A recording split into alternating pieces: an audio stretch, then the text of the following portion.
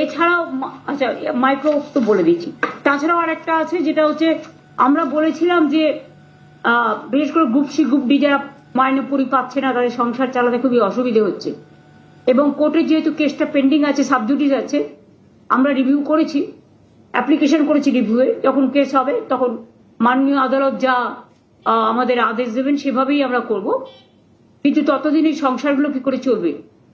তাই আমরা যে সিদ্ধান্ত আপনাদের জানিয়েছিলাম একটা মিটিংয়ে, যে আমরা গ্রুপ সি কে আমরা এর জন্য একটা স্কিম তৈরি করেছি, কারণ এখানে তো কথায় কথায় পিল খায় সব,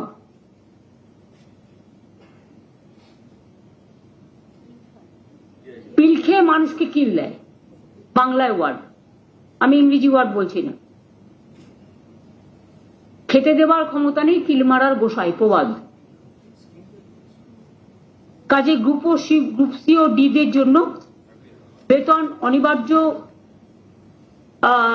পরিস্থিতি কোর্টের অর্ডার অনুযায়ী বন্ধ হয়ে যাওয়ায় তাদের সংসারগুলো অনেক প্রবলেমের মধ্যে আছে। তাই আজকে রাজ্য মন্ত্রিসভার অনুমতিক্রমে ওয়েস্ট বেঙ্গল লেবার ডিপার্টমেন্টের আন্ডারে West Bengal livelihood and social security interim স্কিমের নামে একটি স্কিম আমরা তৈরি করেছি।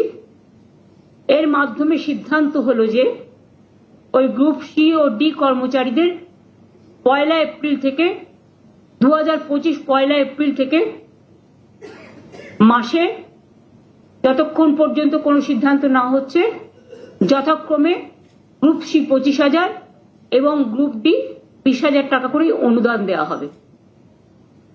ক্লিয়ার হয়েছে? ওরা এপ্রিল থেকে মনে হয় মাইনেটা পাচ্ছিল না, আমরা 1 এপ্রিল থেকে, তার মানে ওরা এখন মেয়ের মাইনেটা পেয়ে যাবে। এখন টাকাটা, এটা আজকে যেহেতু ক্যাবিনেট হয়ে গেল, টাকাটা দেওয়া শুরু হবে। কেউ কেউ হয়তো বলবে দরকার নেই, এটা তার একান্ত স্বাধীনতা, স্বাধীন মতামত, এ ব্যাপারে আমাদের কিছু বলার নেই।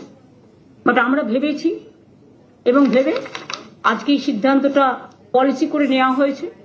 এর আগেও আপনারা জানেন যে সিএস যখন তাদের মিট করছিল তখন আমি বলেছিলাম সেটাকে আজকে থেকে কার্যকরী করা হলো। এই পর্যন্ত আমার বলা ছিল। আর আমি এর মধ্যে একবার নেক্সট উইকে উত্তরবঙ্গ যাব সফরে। আপনারা কিন্তু সফর নিয়ে উল্টোপাল্টা এখন কেউ লেখার চেষ্টা করবেন না, তার কারণ হচ্ছে আমাদের কিছু প্রোগ্রাম রেডি হয়েও আছে। আর তাছাড়া উত্তরবঙ্গে মাঝে মাঝে আমাকে জেলাগুলোকে মিট করতে হয়, কথা বলতে হয়, সেই জন্য মাঝে আমি মুর্শিদাবাদ মালদা গেছিলাম, কিছুদিন আগে মুর্শিদাবাদে গেছিলাম আমি। তাই নেক্সট উইকে আমার সাথে চিফ সেক্রেটারিও যাবে। আমরা উত্তরবঙ্গে 3টে প্রোগ্রাম নিয়ে যাব মেনলি। একটা হচ্ছে চেম্বার্স বা ইন্ডাস্ট্রি যারা আছে, একটা সিনার্জিক প্রোগ্রাম হবে 20 তারিখে, 20 তারিখ বেলা 4টে, 19 তারিখে সরি সোমবার। আর 20 তারিখে আমাদের প্রোগ্রাম হবে পাবলিক ডিস্ট্রিবিউশন প্রোগ্রাম।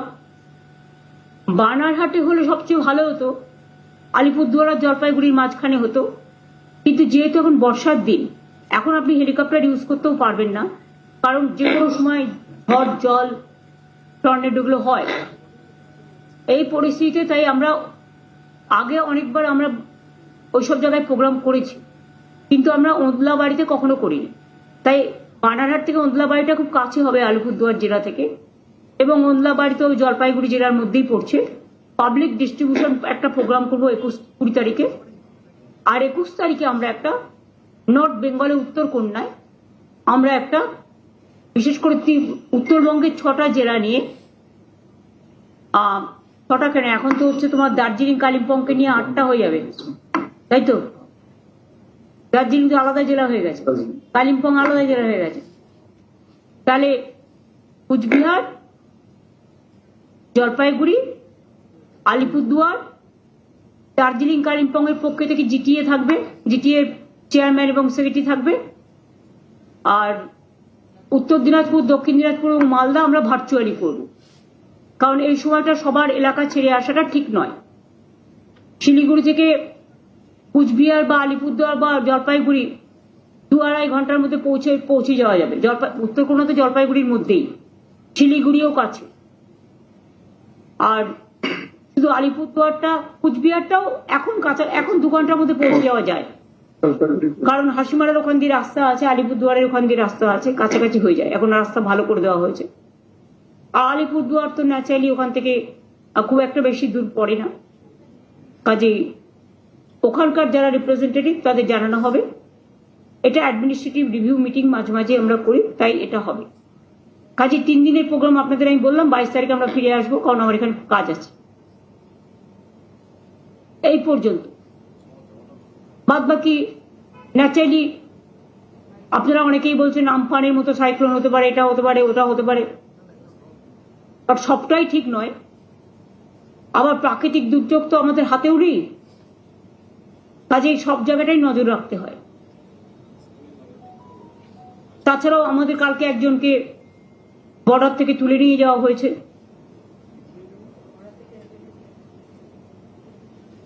যদিও তার নিজের জমিতে সে চাষ করছিল। আমি সিএস কে বলবো প্রপার জায়গায় কথা বলতে। এ নিয়ে আমি আর অন্য কিছু বলতে চাই না। আমরা আমাদের সেনাবাহিনীর সকলকে সলিডারিটি জানাচ্ছি, অভিনন্দন জানাচ্ছি। যে শহীদরা প্রাণ দিয়েছেন, এটা আমরা ক্যাবিনেটেও বলেছি, আলোচনা আমরা রেজুলেশন নিয়েছি, এবং যারা শহীদ হয়েছেন তাদের সকল পরিবারকে আমরা শ্রদ্ধার্ঘ নিবেদন করে শহীদ তর্পণের জন্য আমরা প্রস্তাবও নিয়েছি। শহীদদের শ্রদ্ধা জানি। এই পর্যন্ত। যুদ্ধ নিয়ে কোনো কোশ্চেন করবেন না, অন্য কিছু করবেন, বলুন।